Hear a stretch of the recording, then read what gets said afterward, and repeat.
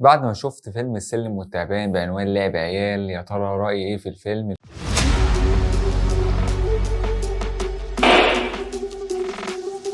الفيلم طبعًا أول حاجة تصنيفه رومانسي، طبعًا مُصنَّف +12 يعني طبعًا اللي أصغر من كده ما يدخلش. أنا شايف تصنيفه يعني من وجهة نظري ممكن يبقى +18 أصلًا كمان يعني. فيلم جريء، فيه طبعًا ألفاظ طبعًا وإيحاءات، حاجات بقى أنت سيبها لخيالك.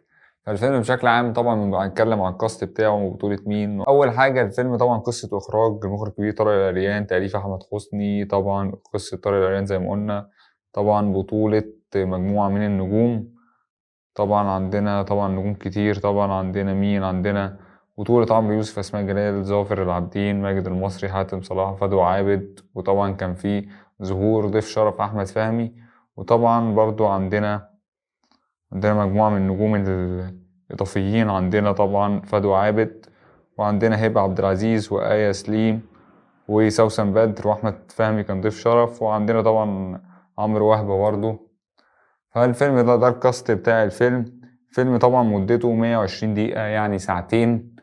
فيلم طبعًا تصنيفه زي ما قُلنا رومانسي. فيلم طبعًا تصنيفه رومانسي، عرفنا تصنيفه اللي هو +12 مش للأطفال خالص. ممنوع أطفال تدخل الفيلم ده أو حتى شباب مراهق ما يدخلش الفيلم ده من وجهة نظري.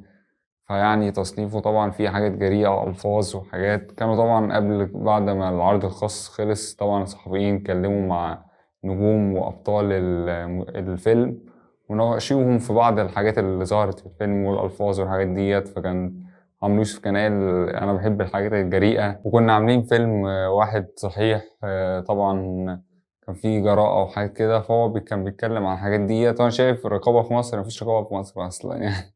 رقابة سكة السلامة، رقابة بس في حاجة واحدة في السياسة، غير كده ما فيش رقابة. حاجات بقى ماشية والدنيا يعني.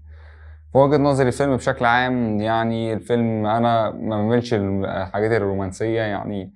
بالنسبة لي الأكشن والكوميدي ده نمرة واحد، والحاجات الحروب والأكشن بقى الحاجات بتبقى إيه، رومانسي كوميدي ماشي، رومانسي حاجات معينة بس مش رومانسي بالنسبة لي يعني. مش هو الفيلم بشكل عام فيلم كويس. بشكل عام الفيلم يعني برضه هو رومانسي. الفيلم طبعًا كان يعني إيه التصوير فيه كويس جدًا، كادرات كويسة، الديكور طبعًا كويس جدًا جميل. هو بيميل قريب شبهي، باحب اللون الأسود، أغلب الديكورات كانت غامقة، غوامق أسود وحاجات. هو طبعًا عمرو يوسف ده قايم بدور اسمه أحمد الألفي، ده مهندس ديكور مشهور جدًا من أنجح مهندسين الديكور في مصر والعالم.